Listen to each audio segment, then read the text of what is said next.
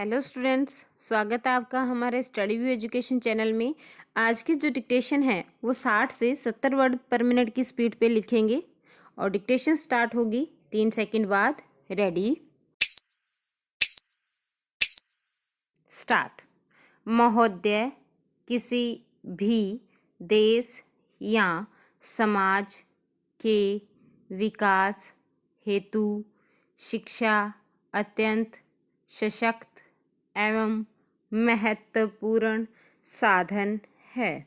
व्यापक रूप में शिक्षा जीवन पर्यंत चलने वाली ऐसी प्रक्रिया है जो व्यक्ति को उसकी नैसर्गिक शक्तियों के विकास में सहायता पहुंचाती है तथा उसे अपने वातावरण से समायोजन स्थापित करने की योग्यता प्रदान करती है।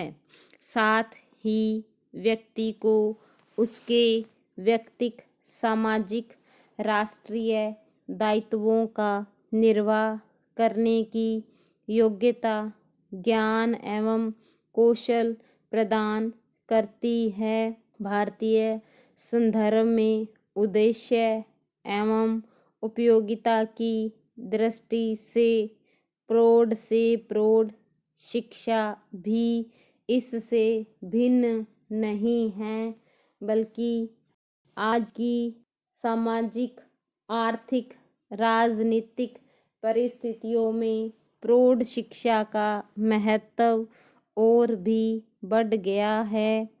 डॉक्टर मुखर्जी ने भारत में प्रौढ़ शिक्षा के 2 महत्वपूर्ण पहलू बताए हैं। प्रथम, प्रौढ़ साक्षरता अर्थात उन प्रौढ़ों को शिक्षा प्रदान करना जिनको विद्यालय में किसी प्रकार की शिक्षा प्राप्त नहीं हुई है। दूसरा, साक्षर प्रौढ़ों की अनवरत शिक्षा। भारत एक जनतांत्रिक देश है। जनतंत्र की सफलता के प्रमुख आधार हैं उसके नागरिकों की साक्षरता, उनका प्रगतिशील दृष्टिकोण तथा उनमें नागरिकता की समान भावना का विकास। इस दृष्टि से भारत के लिए प्रौढ़ शिक्षा को केवल प्रौढ़ साक्षरता तक सीमित रखना देश के समुचित विकास एवं देश की जनतंत्रीय व्यवस्था के लिए हितकर नहीं माना गया। वैसे भी यह निर्विवाद तथ्य है कि शिक्षा केवल साक्षरता ही नहीं है। हाँ, साक्षरता शिक्षा का एक महत्वपूर्ण भाग अवश्य है। इस संदर्भ में डॉक्टर विद्यानिवास मिश्र का कथन उल्लेखनीय है कि भारत का व्यक्ति निरक्षर होते हुए भी शिक्षित है। अपनी बात को अधिक स्पष्ट करते हुए उन्होंने कहा है कि यदि हमारे प्रौढ़ अशिक्षित होते तो सदियों से चली आई हमारी संस्कृति, मर्यादाएं कैसे बनी रहती। डॉक्टर मिश्र के शब्दों में प्रौढ़ शिक्षा का तात्पर्य है निरक्षर, अर्ध साक्षर या विस्मृताक्षर प्रौढ़ों को पुनः साक्षरता का संस्कार देना, साथ ही जीवन क्षेत्र में आवश्यक जानकारी को विशेष बल देना।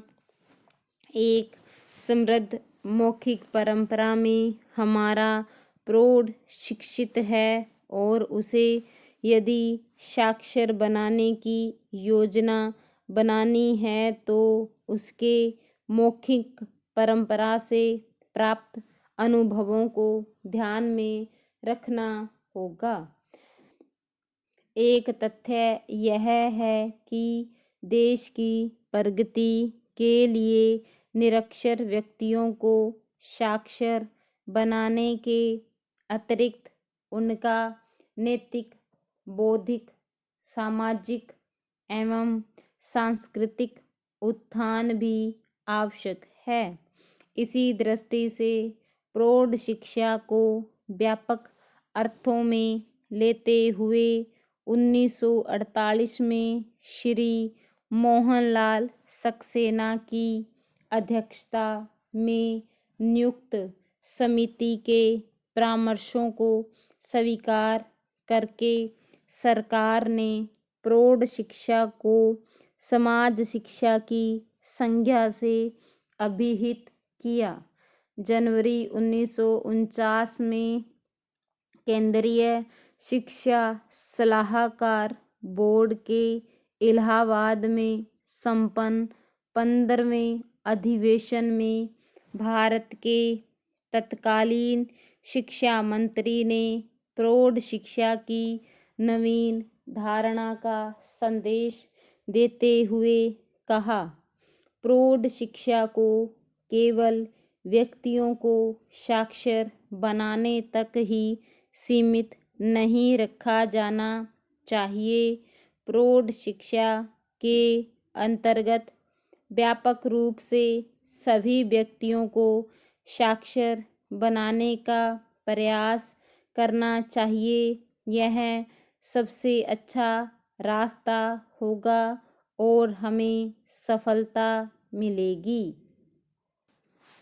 आज वे केवल मनुष्य की इच्छाओं की पूर्ति का साधन नहीं हैं।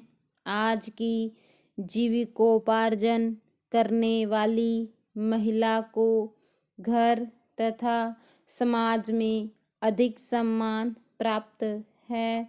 सिनेमा हॉलों में सिनेमा देख सकती हैं और शादी विवाह में भी जा सकती हैं, उद्यमी बन सकती हैं, विदेश घूम सकती हैं, विदेश जाकर सर्वोत्तम शिक्षा तथा प्रशिक्षण प्राप्त कर सकती हैं। आज महिला को संपत्ति का अधिकार प्राप्त है। इसके बावजूद आज भी महिलाएं दहेज की कुप्रथा से पीड़ित हैं। उन्हें मारा पीटा जाता है, जलाया जाता है, सताया जाता है, जिनसे तंग आकर कई महिलाएं आत्महत्या तक करने को मजबूर हो जाती हैं और कोई तो आत्महत्या भी कर डालती हैं। क्या इन स्थितियों के रहते महिलाओं का संपूर्ण विकास माना जाएगा? वर्तमान में जिस रफ्तार से हमारे देश में श्रमिक महिलाओं का शोषण जारी है, उस हिसाब से अनेक मामले आयोग के सामने आने चाहिए, लेकिन नहीं आ पाए।